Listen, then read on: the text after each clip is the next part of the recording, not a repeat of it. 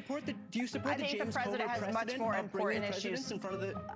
Look, we're completely off base here talking about the Epstein files. I want the president who was named in files with no evidence at all of criminal wrongdoing. Those are two very different things. But I want to get back to the news. Transparency been released. Yes, you can. The Epstein thing is a distraction. From what's actually happening from this story that happened just today, where we had there are multiple people who have testified already in these depositions who have said that the president is not implicated in any kind of crime. And even today, wouldn't you want to hear from the guy? Wouldn't you want to hear right from the horse's mouth? Brian Tyler Cohen does it again. In this clip, we are going to see MAGA News Nation airhead host Katie Pavlich try and corner Brian Tyler Cohen, but as usual, he brilliantly deals with it, puts it back on her, and then the whole interview just goes left. As usual, let's watch the clip in full. I'm going to save my thought and my perspective towards the end, and then we'll go from there. Let's get into it.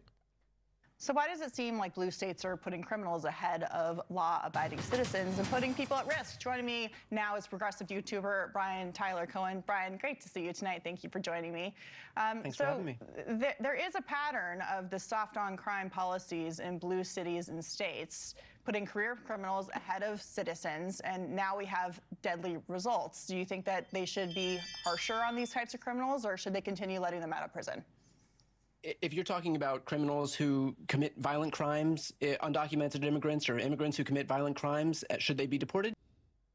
Yeah, I completely agree with that. I think that is a perfect example of when you and I are probably in full agreement that I want as harsh a penalty as you can get if somebody commits a sexual crime, a crime against a child, or a violent crime. Those are the people who shouldn't be here.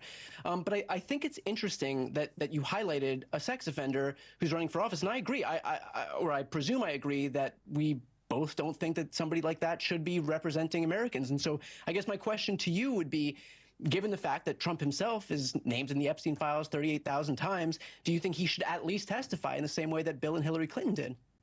There are multiple people who have testified already in these depositions who have said that the president is not implicated in any kind of crime. And even today, wouldn't you want to hear from the guy? Wouldn't you want to hear right from the horse's mouth? I think the president has much bigger issues to deal with, and even today, President Bill Clinton said that he believes the president. Bigger issues than being implicated in a pedophile ring? We started the show talking about the Epstein files. I think it's interesting that we're now diverting away from the facts on local Democrats letting criminals out of prison who are then going and murdering people at bus stops and on the train on the way home. But I want to get to this. I think it's a pretty big issue when you have the sitting president of the and frankly, if the president was a Democrat and he was implicated in the biggest sex trafficking ring in the United States, in the history of this country, I think the word implicated is pretty strong. And I think how would you know? But how would you know if he doesn't testify? Because you can read the documents, you can read the emails, and this isn't just about President Trump. But we have 3 million documents that haven't been released. Yes, you can. The Epstein thing is a distraction. From what's actually happening from this story that happened just today, where we had an illegal immigrant from West Africa. You brought up the idea of a registered sex offender. Yeah, registered convicted sex offender, not the president who was named in files with no evidence at all of criminal wrongdoing. Those are two very different things. But I want to get back to the news. Transparency. Why wouldn't you want some transparency? There's been plenty of transparency, which is why President Trump signed the legislation to put out the documents. Do you support the James Comer precedent in front of the? Look, we're completely off base here talking about the Epstein files. I want to ask you this question about what happened in Fairfax County just tonight. We now know that this man was here illegally. He has 30 different arrests, criminal history for rape and malicious wounding. One of the first things that the new Democratic governor of Virginia did, Abigail Spanberger, was cut off cooperation with ICE to turn over violent criminals like this to the federal government so they can be deported. Do you believe that she should cooperate with ICE to get this guy out of the country and to prosecute him so that additional people are not harmed if he's released onto the streets? I have no problem with ICE cooperating with state governments for violent criminals. I don't agree that states should be cooperating with ICE in instances where it doesn't involve violent criminals. Even if they have 30 different arrests for rape and malicious wounding? Well, that sounds like those sound like violent instances. So you have my answer on that. So I think we're in agreement there. I think if somebody is a violent criminal, then that's the instance where I think it would be acceptable to cooperate with ICE. I want to ask you about this. There's new research by Vanderbilt University and Wellesley College saying that when Republican prosecutors are elected, the mortality among young men aged 20 to 29 falls by 6.6%. So do those numbers mean anything to you in terms of reducing crime and the approach that Democrats take to criminals versus Republicans? No, I'm sorry. I don't really understand what that means. It means that Republican candidates who are elected as prosecutors, they prosecute criminals and they keep them in prison, unlike in jail. Unlike Democrats, like in Fairfax County, for example, this prosecutor has let out a number of violent criminals back on the streets who then went on to reoffend or murder people. So the difference is that there are more living human beings in these communities as a result of putting violent criminals behind bars rather than releasing them into the community.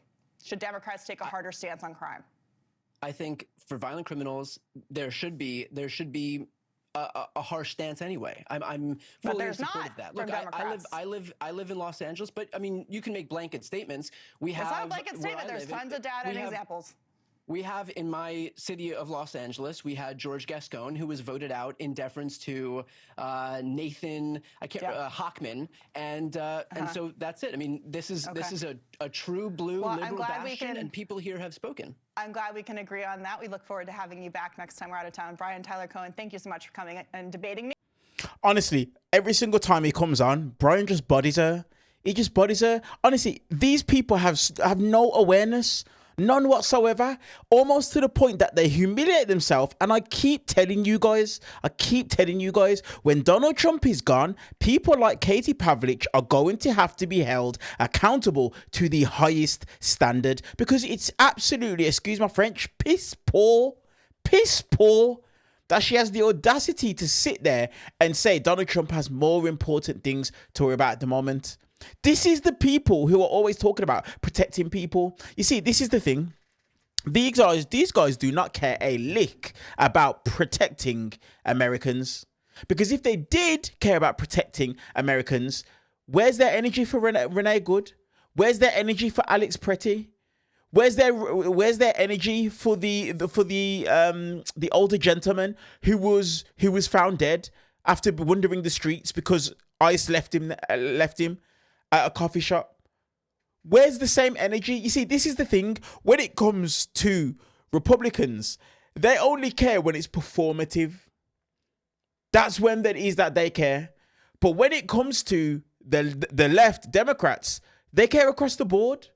That's the reason as to why I see it. When it comes to the Epstein files, it doesn't matter whether you're left or right, or even if you're center. If you have done something wrong with the Epstein files, everybody on the left, they want you to pay the price. I've seen it multiple times. Everyone says if Bill Clinton done something wrong, he needs to pay the price.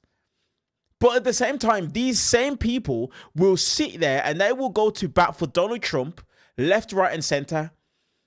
When the reality is this, her saying multiple people have come out and exonerated him. These guys are lying. Bill Clinton did not exonerate Donald Trump. All he simply said is he never said anything to him. Donald Trump never said anything to him of wrongdoing. That's all he said. That's not an exoneration.